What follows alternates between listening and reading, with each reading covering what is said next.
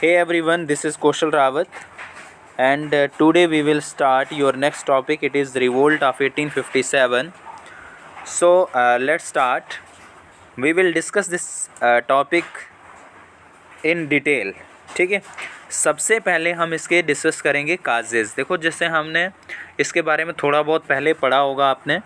इसको sepoy mutiny भी कहा जाता है, वार ऑफ इंडिपेंडेंस भी कहा जाता है. बहुत सारे फैक्ट्स हैं इसके बारे में, तो हम वो वीडियो के लास्ट में डिस्कस करेंगे, इस टॉपिक के लास्ट में डिस्कस करेंगे. तो आज हम देखेंगे इसके क्या, इस वाले लेक्चर में काजेज़ 1 बाई 1 काजेज़ देखेंगे. ठीक है, तो सबसे पहले काजेज़ जो हम बात करेंगे, सबसे पहले बात करेंगे हम किसके बारे में, काजेज़. और काजेज़ में हम कौन से वाले काजेज़ डिस्कस करेंगे? सबसे पहले पॉलिटिकल काजेज़. ठीक है, कौन से काजेज़ पहले डिस्कस करने वाले हैं हम? Political causes. ठीक है, पॉलिटिकल काजेज़ को एक एक करके डिस्कस करेंगे. तो क्या काजेज़ रहे?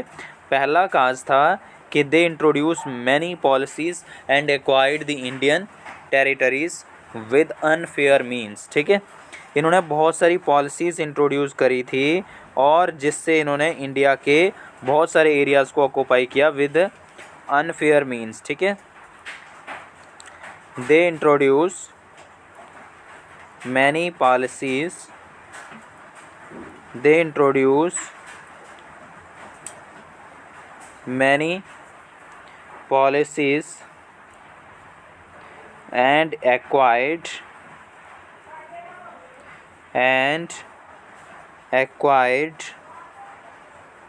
Indian territories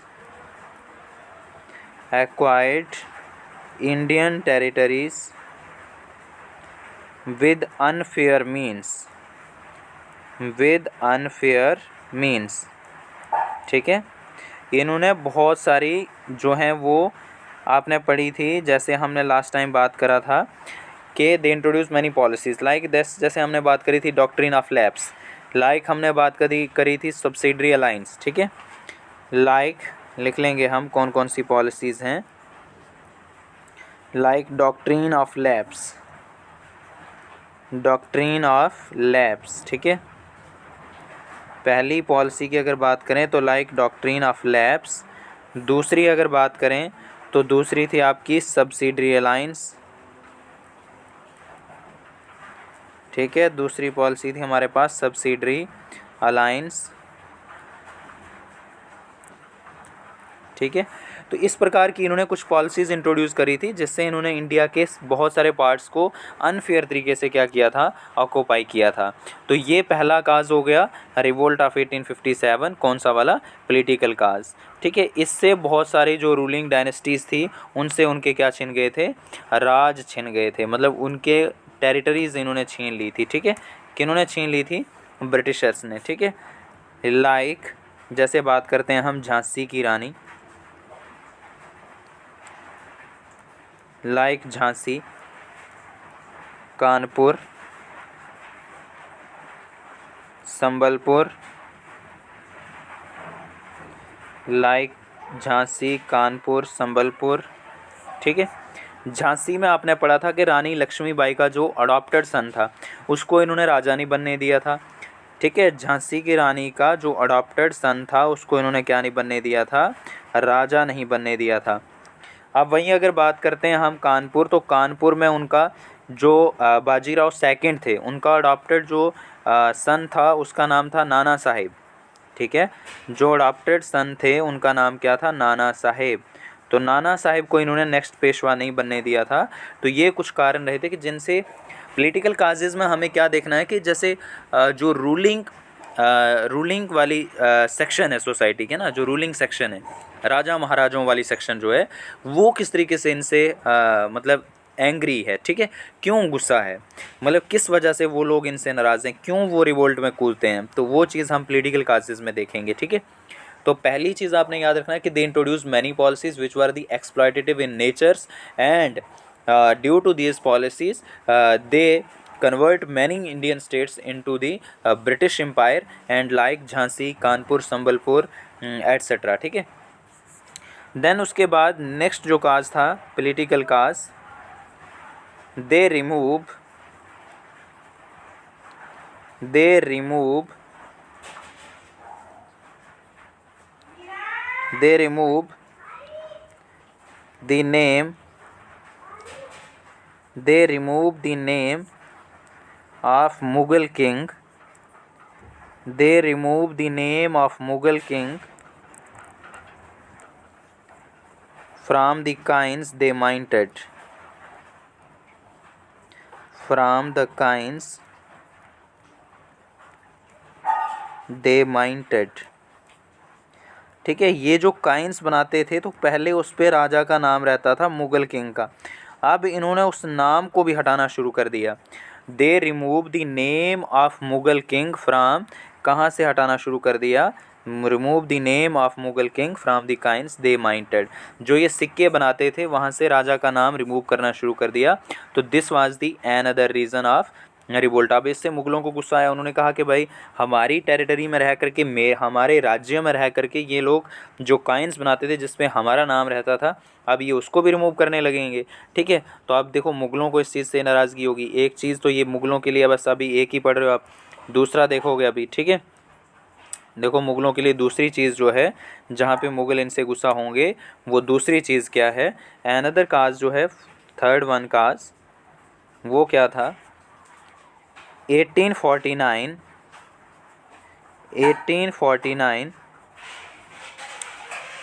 Lord 1849 Lord Dalhousie 1849 Lord Dalhousie 1849 Lord Dalhousie declare 1849 Lord Dalhousie declare 1849 में लॉर्ड डलहौजी ने क्या डिक्लेयर किया कि आफ्टर द डेथ ऑफ, कि जैसे ज़फ़र की डेथ हो जाएगी, Bahadur Shah Zafar, after the death of Bahadur Shah Zafar, कि जैसे बहादुर शाह ज़फ़र जो लास्ट मुग़ल रूलर है इसकी डेथ हो जाएगी तो इसके बाद राजा की फैमिली को शिफ्ट कर दिया जाएगा, कहाँ से, रेड फोर्ट से किसी अनदर प्लेस पे। 1849 में Lord Dalhousie declare, what he declare, after the death of Bahadur Shah Zafar king family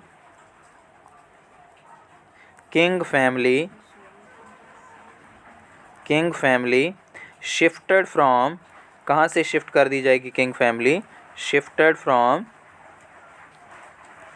red fort to another place, red fort to another place, कि राजा की फैमिली को रेड फोर्ट से शिफ्ट करके किसी दूसरी जगह पे भेज दिया जाएगा। ये अनाउंस कर दिया किसने, लॉर्ड डलहौजी ने 1849 में। याद रखो 1849 में लॉर्ड डलहौजी ने क्या डिक्लेयर किया कि after the death of Bahadur Shah Zafar the king family would shifted from red fort to another place of Delhi, कि इनको यहाँ से शिफ्ट करके किसी दूसरी जगह पे भेज दिया जाएगा। तो ये भी कारण रहा कि जिससे मुग़ल जो थे इस चीज़ से खुश नहीं थे। ठीक है, अब उन्होंने कहा कि देखो जहाँ पे हमने मतलब इतने 200-250 साल से जहाँ हम रूल कर रहे हैं वो जगह हमसे छुड़वाई जा रही है। ठीक है, तो अब जो नेक्स्ट कारण रहा यहाँ पे मुग़लों के प्रति, ठीक है, अगला काज जो है वो भी मुग़लों के प्रति है।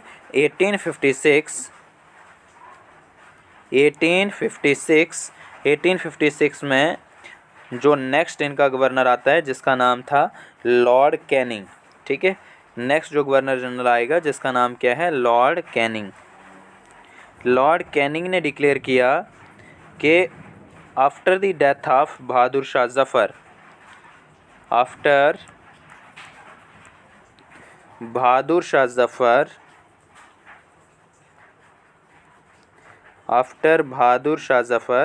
कि बहादुर शाह ज़फ़र के बाद no successor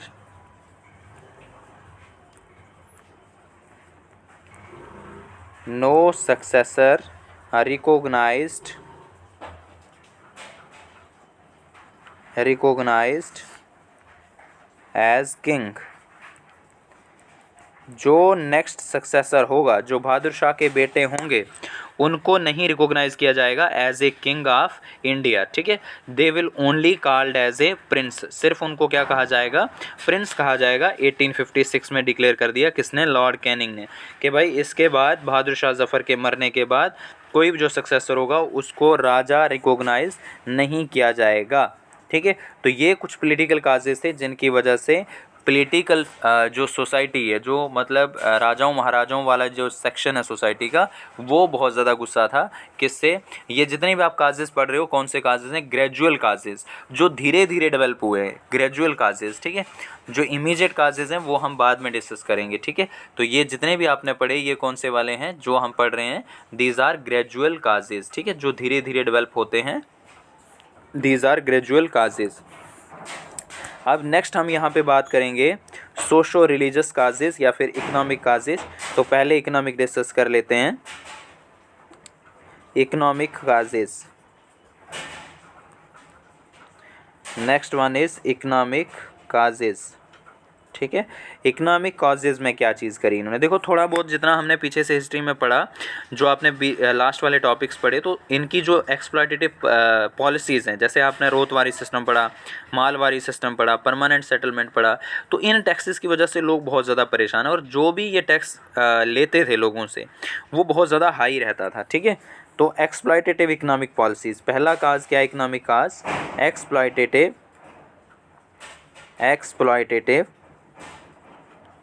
economic policies, exploitative economic policies, exploitative economic policies, exploitative economic policies, ठीक है।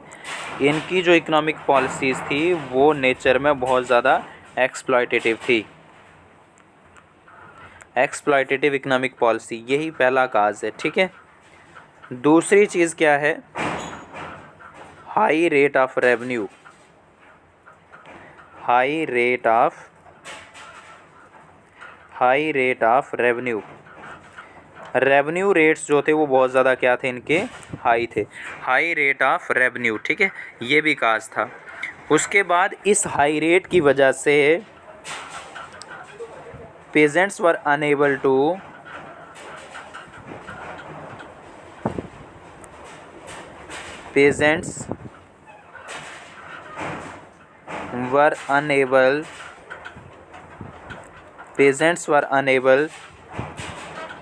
to pay टैक्स, ठीक है। पेजेंट्स टैक्स नहीं दे पाते थे और उस वजह से क्या होता था, उनकी लैंड छिन जाती थी उनसे, अनएबल टू पे टैक्स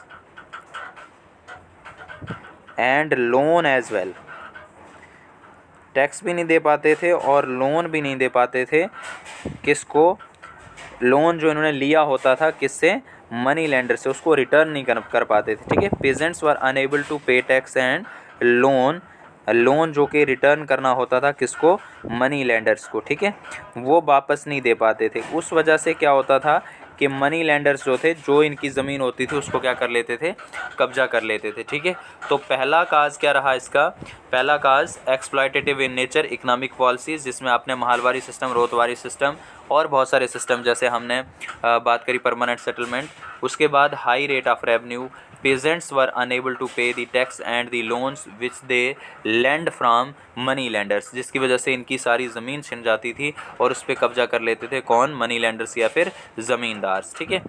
अब इसके बाद और क्या होता था, तो दे इंट्रोड्यूस, ये तो होगी किसकी हालत, फार्मर्स की, ठीक है। देखो ये आपने इससे पहले जो पॉलिटिकल काजेस पढ़े वहाँ पे हमने देखी political section of the society, उनकी हालत देखी, ये हालत है किसकी, फार्मर्स की। अब जो आर्टिसंस हैं उनकी कंडीशन क्या है, तो देखो दे इंट्रोड्यूस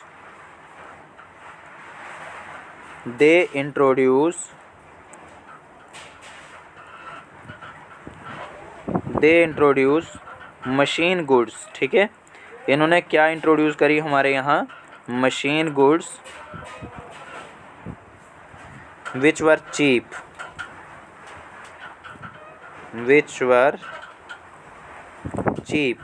अब ये जो मशीन गुड्स थी ये सस्ती थी as compare to handmade goods, ठीक है।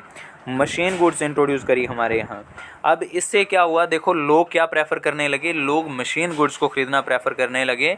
मतलब लोग प्रेफर करने लगे कि हम मतलब पसंद करेंगे कि हम किसको ख़रीदें, हम मशीन गुड्स को ख़रीदें एज़ कम्पेयर टू किसके, एज़ कम्पेयर टू, याद रखो कि भाई हम जो है हैंड मेड प्रोडक्ट्स को नहीं खरीदेंगे, हम पसंद करेंगे कि हम किसको खरीदें, मशीन गुड्स को। तो देखो इससे क्या हो गया, इसका काज क्या हुआ कि इससे हमारी जो ट्रेडिशनल इंडस्ट्रीज़ है इंडिया की, जो लोग आर्टिसंस हैं, है ना, जो लोग हैंडीलूम पे डिपेंड है ना, जो लोग हैंडीक्राफ्ट करते हैं, जो लोग अपने हाथ से चीज़ें बनाते हैं, उन लोगों की तबाही हो गई यहाँ पे। तो डिस्ट्रॉय, इससे क्या हो गया, destroy Indian traditional industry, destroy Indian traditional industry, ठीक है। हिट किसको हिट किया इसने, इट हिट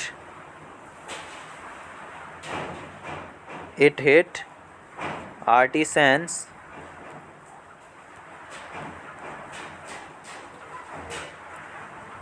ठीक है, किसको यहाँ पे, आर्टिसंस को बहुत ज़्यादा हिट हुआ इस चीज़ से when they introduce machine goods in India.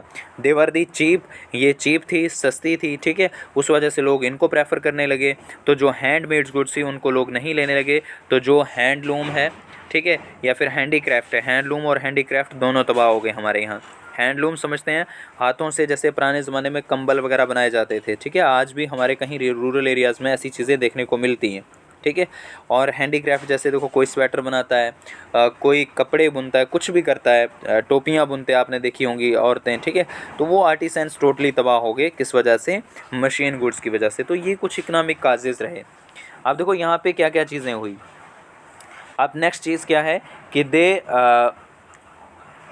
They impose high tax on, they impose high tax on Indian made goods,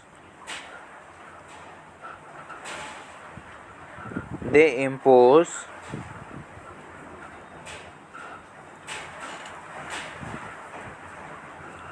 high tax on import। अगर इंडिया से इंपोर्ट होता है इंडियन गुड्स का तो उस पर बहुत ज़्यादा टैक्स लगा दिया इन्होंने, ठीक है, बहुत ज़्यादा टोल लेने लगे कि इंडिया वालों के प्रोडक्ट बाहर ना जाएं। अगर वो बेचना भी चाह रहे हैं तो उस चीज़ पे बहुत ज़्यादा इन्होंने क्या लगा दिया, टैक्स लगा दिया। तो देखो यहाँ पे हमने किस किस तबके की यहाँ पे हालत देखी, कौन कौन सी सेक्शंस ऑफ द सोसाइटी की हमने हालत देखी।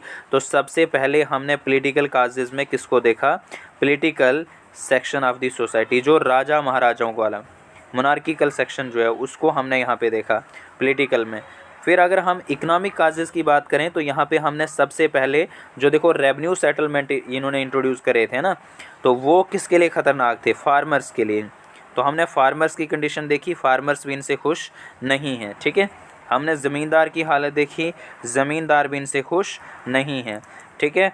फिर अगर हम मर्चेंट्स की बात करें, देखो मर्चेंट ट्रेडर्स हैं जो ट्रेड करेंगे, तो इंपोर्ट करने पे आप पे बहुत ज़्यादा क्या लगा हुआ है, टैक्स लगा पड़ा है। तो हमने मर्चेंट्स की हालत देखी कि उनकी हालत क्या है, बहुत बुरी है।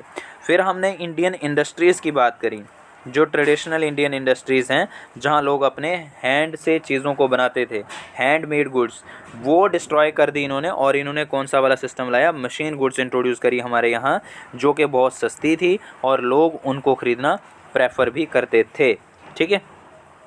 अब देखो नेक्स्ट चीज़, अगले काजेज़ पे चलेंगे हम।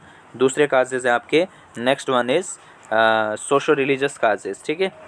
नेक्स्ट काजेज़ हम जो डिस्कस करेंगे, these are socio religious causes. तो नेक्स्ट काजेज़ हमारे कौन से वाले रहेंगे, सोशो रिलीजियस काजेज़, ठीक है, socio religious causes, socio religious causes, ठीक है। सोशो रिलीजियस काजेस में हम लोग देखेंगे, देखो दे इंट्रोड्यूस मैनी रिफॉर्म्स, हमने बात करी थी कि इन्होंने बहुत सारी रिफॉर्म्स हमारे यहाँ इंट्रोड्यूस करी, ठीक है। अब क्या क्या वो रिफॉर्म्स थी, तो वो टॉपिक हम डिस्कस करेंगे आगे जा कर के। उसमें जैसे इन्होंने सती सिस्टम को एबोलिश कर दिया, सती सिस्टम को बंद कर दिया। अच्छा, फिर इन्होंने और क्या किया, ये सती सिस्टम के अलावा इन्होंने विडो रीमैरिज को लीगलाइज कर दिया कि विडो जो है वो दूसरी शादी कर सकती है। देखो पहले क्या होता था, पति मरता था तो पत्नी को भी साथ में जला देते थे, तो अब क्या करने लगे कि सती सिस्टम बंद हो गया, तो अब इन्होंने विडोज़ को भी अलाउ कर दिया कि वो क्या कर सकती हैं, दूसरी शादी कर सकती हैं। तो इससे जो था ना, conservative section of the society खुश नहीं थी। पहली चीज़, they introduce many reforms in the society, they introduce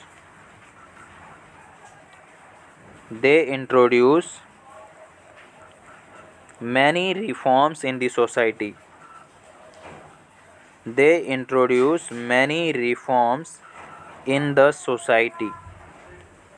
और ये सोशल रिफॉर्म की बात कर रहे हैं हम, ठीक है। इन्होंने बहुत सारी सोशल रिफॉर्म्स इंट्रोड्यूस करी, कहाँ पे, इंडियन सोसाइटी में।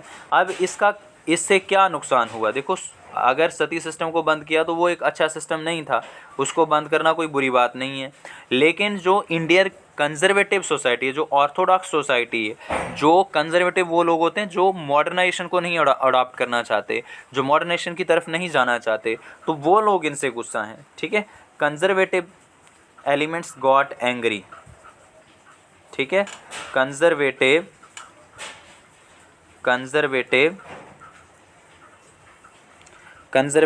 एलिमेंट्स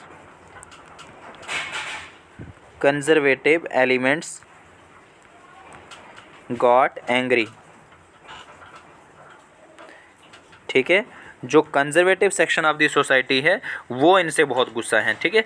जो लोग मॉडर्नाइजेशन को अडॉप्ट नहीं करना चाहते, तो इन्होंने, जैसे मैंने आपको बताया कि इन्होंने कौन कौन से सिस्टम को बंद किया, तो मैंने आपको सती सिस्टम के बारे में बताया, मैंने आपको बताया कि इन्होंने लीगलाइज़ किया कौन से वाले सिस्टम को, किस चीज़ को लीगलाइज़ किया, विडो रीमैरिज को। तो ये हमने सारा टॉपिक आगे पढ़ने हैं।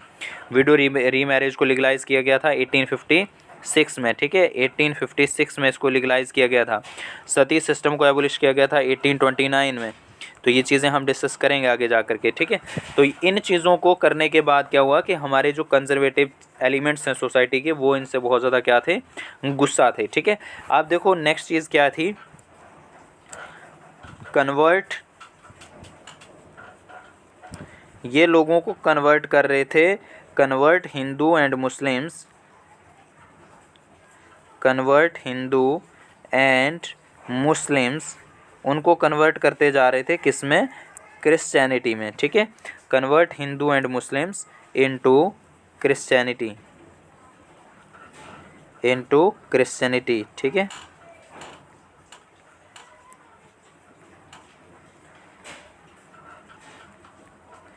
किस में इनको कन्वर्ट करते जा रहे थे, क्रिश्चियनिटी में, याद रखो, ठीक है।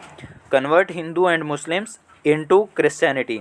अब इन्होंने कहा, हिंदुओं ने, कि इट इज़ अगेंस्ट द धर्म, कि ये चीज़ किसके खिलाफ़ है, हमारे धर्म के खिलाफ़ है।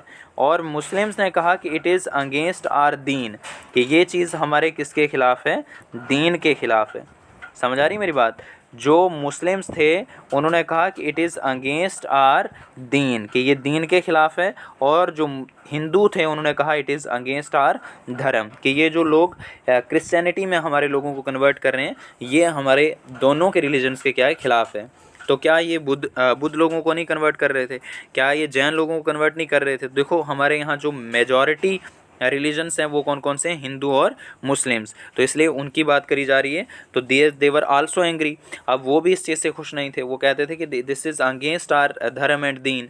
तो अब ये हमने देख लिया जो ऑर्डिनरी पीपल्स हैं कि उनकी हालत क्या है, सोसाइटी में समाज की हालत क्या है, ठीक है। तो इन्होंने बहुत सारी रिफॉर्म्स इंट्रोड्यूस करी, जैसे कि हमने बात करी सती सिस्टम, विडो रीमैरिज, ठीक है। विडो रीमैरिज मैंने आपको बताया 1856 में किसने इंट्रोड्यूस किया, लॉर्ड कैनिंग ने, ठीक है। फिर हमने बात करी 1829 में विलियम बेंटिक्स ने सती सिस्टम को एबोलिश किया, तो यह हम डिस्कस करेंगे, ठीक है।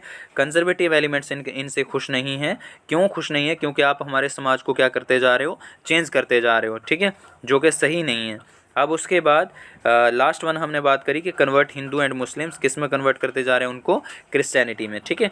तो they think that it is against our dharma and deen, ये चीज़ हमारे धर्म और दीन के क्या है, खिलाफ है। कौन सोच रहा है ऐसा, बोथ हिंदू एंड मुस्लिम्स, ठीक है। अब देखो नेक्स्ट चीज़ क्या होती है, नेक्स्ट चीज़ क्या है कि क्या होता था कि जो जैसे फॉर एग्जांपल ए कोई आदमी है, ठीक है, इसके दो बेटे हैं सी और डी, ठीक है, इसके दो बेटे हैं सी और दूसरा कौन सा, डी। अब ये डी जो है ना, ये अगर क्रिश्चियनिटी में कन्वर्ट हो जाता है, ये क्रिश्चियनिटी में चला गया, तो इसको प्रॉपर्टी नहीं मिलती थी, ठीक है, इसको इस ए पेरेंट की, बाप की प्रॉपर्टी नहीं मिलेगी। ए कौन था, फादर, इसके दो बेटे थे सी और डी, तो ये वाला डी जो है कन्वर्ट हो गया, ये कन्वर्टेड है, तो इसको प्रॉपर्टी नहीं मिलेगी, और सारी प्रॉपर्टी किसको मिलेगी, सी को। लेकिन इन्होंने अलाउ कर दिया कि अब ये डी भी जो है ये भी प्रॉपर्टी को क्लेम कर सकता है। तो ये अनदर रीज़न है जो सोसाइटी को और ज़्यादा टेंस करेगा, और ज़्यादा गुस्सा दिलाएगा इनके खिलाफ, किनके खिलाफ, ईस्ट इंडिया कंपनी के खिलाफ, ठीक है। तो देखो अब इस चीज़ को डिस्कस करेंगे। नेक्स्ट पॉइंट हमारा अलाउड कन्वर्टेड सन, इन्होंने कन्वर्टेड सन को अलाउ कर दिया किस चीज़ के लिए, allowed converted son, allowed converted son to inherit, allowed converted son to inherit the property of parents, the property of father या पेरेंट, ठीक है, the property of father or parent, कि जो कन्वर्टेड सन है वो भी अपने पेरेंट्स की प्रॉपर्टी को क्लेम कर सकता है, वो भी ले सकता है, अलाउ कर दिया, लीगल कर दिया, ठीक है, लीगल कर दिया कि आज के बाद वो प्रॉपर्टी को क्लेम कर सकता है। तो आप देखो ये नेक्स्ट रीज़न है कि भाई तुम लोगों, एक तो हमारे धर्म को मतलब हमारे धर्म के लोगों को कन्वर्ट करते जा रहे हो, और दूसरा उस बंदे को अलाउ भी करते जा रहे हो। तो आप देखो हमारे समाज में पहले, आज के टाइम पे आप देख लो, कोई भी बंदा जो कि कन्वर्ट हुआ है, अपनी मर्ज़ी से हुआ हो बेशक, तो समाज उसको किस नज़र से देखता है, तो उस समय पे किस नज़र से देखता होगा, जबकि इतनी समझ एजुकेशन नहीं है लोगों के बीच, तो कितनी बुरी हालत हुई होगी, ठीक। अब उसके बाद क्या है, नेक्स्ट चीज़ क्या था, रेशियल डिस्क्रिमिनेशन विद इंडियंस, ठीक है, racial discrimination with Indians, racial discrimination with Indians, racial discrimination with Indians, Indians के साथ रेस बेस पे, रंग के बेस पे क्या करना, डिस्क्रिमिनेशन, ठीक है, रेशियल डिस्क्रिमिनेशन विद इंडियंस, किसके साथ, इंडियंस के साथ रेशियल डिस्क्रिमिनेशन विद इंडियंस, ठीक है, कि रेस के बेस पे उनको डिनाई किया जाता था कि आप सूबेदार से ज़्यादा रैंक नहीं हो सकता आपका, आप सिर्फ मिलिट्री में जा सकते हो, मतलब आप सोल्जर बन सकते हो ज़्यादा से ज़्यादा, इससे ज़्यादा कुछ नहीं, ठीक है, डिनाई किया जाता था। क्यों, क्योंकि आप काले हो, आप ब्लैक हो, इस वजह से। अब देखो ये ऑर्डनरी पीपल की हालत है। अब इसके बाद एक सेक्शन समाज में बची हुई है, ये तो आपने सारा का सारा बात कर ली। अब जो बचे हुए हैं मौलवी और पंडित, अब उनके लिए भी इन्होंने देखो क्या जुगाड़ सेट किया यहाँ पे, they imposed tax on, they imposed tax on land of temple and mosque, ठीक है, टेम्पल और मॉस्क्यू की लैंड पे भी क्या लगा दिया इन्होंने, टैक्स लगा दिया, ठीक है, land of temple and mosque, ठीक है, मंदिर मस्जिद की लैंड पे भी क्या लगा दिया, टैक्स लगा दिया। देखो आमतौर पर क्या होता है, जो मौलवी है या पंडित है उनको पॉलिटिकल एक्टिविटीज़ से फ़र्क नहीं पड़ता कहाँ पे क्या चल रहा है कहाँ पे नहीं, और लेकिन उन लोगों को भी तंग करने से बाज नहीं आए, और उनके भी टेम्पल वाली लैंड पे, मॉस्क्यू वाली लैंड पे क्या लगा दिया, टैक्स लगा दिया। अब वो लोग भी पीछे नहीं हटेंगे। तो दीज वर दी ग्रेजुअल काज, ये काजेज हैं जो धीरे धीरे डेवलप हो रहे हैं एक बड़े रिवोल्ट के लिए, ठीक है। तो ये हम ग्रेजुअल काजेज को डिस्कस कर रहे हैं, फिर हम बात करेंगे किसके बारे में, इमीडिएट काजेज़ के बारे में, ठीक है, कि इमीडिएट काजेज़ क्या रहे। अब देखो इसके बाद बात करते हैं हम मिलिट्री काजेज़, ठीक है, सोशो रिलीजियस काजेज़ हो गए जिसमें ऑर्डिनरी पीपल को हमने देख लिया कि बहुत बुरी हालत है ना, बहुत खस्ता हालत कर दी है समाज की। अब देखो नेक्स्ट चीज़ जो है, नाक में दम कर रखा है इन्होंने हर एक सेक्शन के, ठीक है। अब नेक्स्ट चीज़ क्या है, अब बात करेंगे हम कौन से वाले काजेज़, मिलिट्री काजेज़, अब बात करेंगे किसके बारे में, मिलिट्री काजेज़। देखो अब मिलिट्री काजेज़ में क्या चीज़ होती है यहाँ पे। पहली चीज़, पहला काज, इंडियंस वर स्टेशनड, इंडियंस को बाहर भेजा जाता था अदर कॉलोनीज़ में। इंडियंस वर स्टेशनड ओवरसीज़, सोल्जर्स की बात कर रहे हैं हम, ये मिलिट्री काजेज़, तो इट मीन्स हम किसकी बात कर रहे हैं, सोल्जर्स की बात कर रहे हैं। तो यहाँ पे इंडियंस वर स्टेशन ओवरसीज़, आपको बाहर भेजा जाता था ओवरसीज़ कॉलोनीज़ में, जैसे इनकी सिंगापुर कॉलोनी है, जो बाकी साउथ अफ्रीका में इनकी कॉलोनीज़ हैं, कहीं भी इनकी कॉलोनीज़ थी, तो ये क्या करते थे, कहीं पे भी भेज देते थे इंडियन सोल्जर्स को। और उसके लिए एंड गिवन, उसके लिए क्या दिया जाता था आपको, भत्ता सिस्टम दिया जाता था, एंड गिवन भत्ता। अब सर ये भत्ता क्या होता है, व्हाट वाज भत्ता सिस्टम। तो भत्ता क्या था, एक्स्ट्रा मनी ओवर सैलरी, आपको सैलरी पे ही क्या दी जाएगी, एक्स्ट्रा मनी, ठीक है, एक्स्ट्रा मनी ओवर सैलरी, आपको सैलरी पे ही एक्स्ट्रा मनी दी जाएगी, उस सिस्टम को कहा जाता था भत्ता सिस्टम। अब बहुत अच्छी बात है, आप बाहर भेज भी रहे हो, आप भत्ता सिस्टम भी दे रहे हो, एक्स्ट्रा पैसा मिल रहा है, तो इंडियन बहुत खुश होकर के जा रहे हैं। लेकिन दिस सिस्टम वाज डिसकंटिन्यूड, इस सिस्टम को क्या कर दिया इन्होंने, डिसकंटिन्यू कर दिया। दिस सिस्टम वाज डिसकंटिन्यूड, इस सिस्टम को क्या कर दिया इन्होंने, डिसकंटिन्यू कर दिया। This system was discontinued. अब प्रॉब्लम होने लगी, उन्होंने कहा एक तो हमें ओवरसीज़ भेज रहे हो, ऊपर से तुम पैसा भी नहीं दे रहे हो, पहले भत्ता सिस्टम मिलता था, उस भत्ता सिस्टम को भी अब क्या कर दिया, बंद कर दिया। तो अब इंडियन सोल्जर जो है वो खुश नहीं है इस चीज़ से कि हमें ओवरसीज़ भी भेजा जा रहा है, हमें एक्स्ट्रा मनी भी नहीं दी जा रही है, तो ये दिक्कत है, वो भी इस चीज़ से खुश नहीं है। ग्रेजुअल काज में आ रहा है ये भी, ठीक है। अब नेक्स्ट चीज़ क्या होती है, हिंदुओं के दिमाग में एक स्टेरियोटाइप थिंकिंग है कि भाई कोई भी आदमी जो है अगर वो ओवर सी जाता है, सी को क्रॉस करता है, तो वो अपनी कास्ट जो है उसको लॉस कर देता है। Hindu think that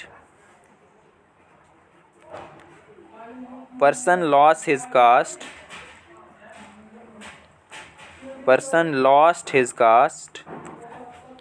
lost his caste after crossing sea, कि जब वो सी को क्रॉस करेगा तो उसके बाद उसकी कास्ट जो है वो क्या हो जाएगी, नष्ट हो जाएगी।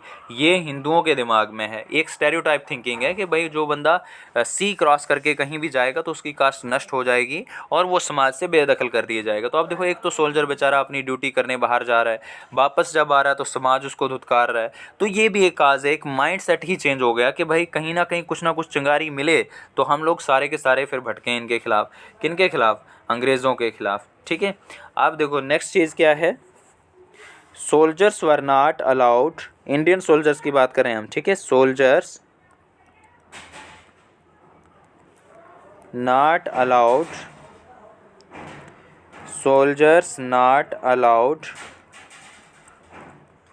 टू डू देयर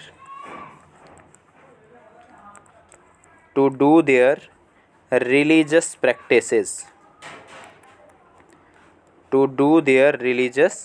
practices,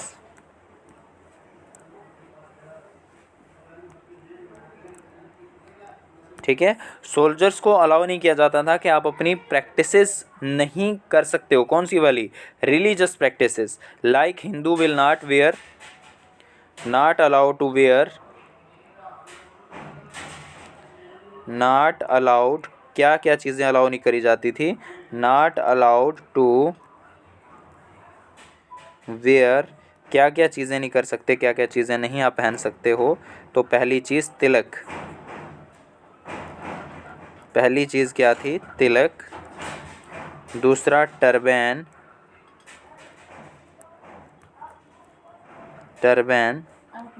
और तीसरी चीज़ है बियर्ड, तीसरी चीज़ क्या है, बियर्ड।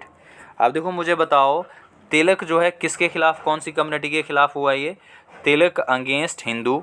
अब टर्बैन, पगड़ी, किसके खिलाफ, सिखों के खिलाफ, और बियर्ड दाढ़ी किसके खिलाफ, मुस्लिम्स के खिलाफ। तो देखो ये चीज़ जो है ये करने लगे कि भाई सोल्जर जो हैं, सोल्जर अपने रिलीजियस प्रैक्टिसेस को फॉलो नहीं कर सकते, वो अपनी रिलीजियस प्रैक्टिसेस को नहीं मना सकते हैं। आप तिलक नहीं लगा सकते, आप पगड़ी नहीं बांध सकते, आप अगर सोल्जर हो, आप सिपाही हो अगर ब्रिटिश सरकार के अंडर, तो आप दाढ़ी भी नहीं रख सकते। तो it is against with 3 communities, ठीक है।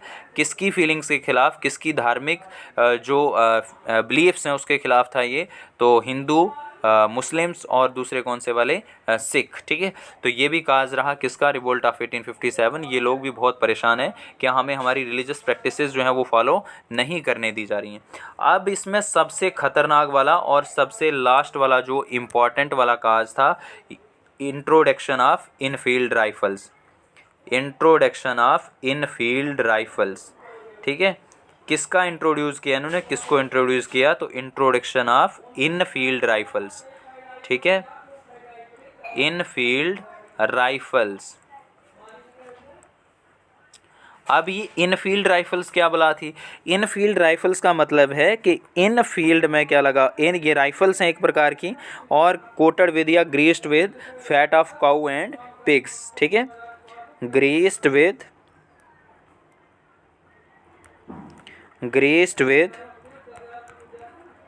fat of greased with fat of cows and pigs,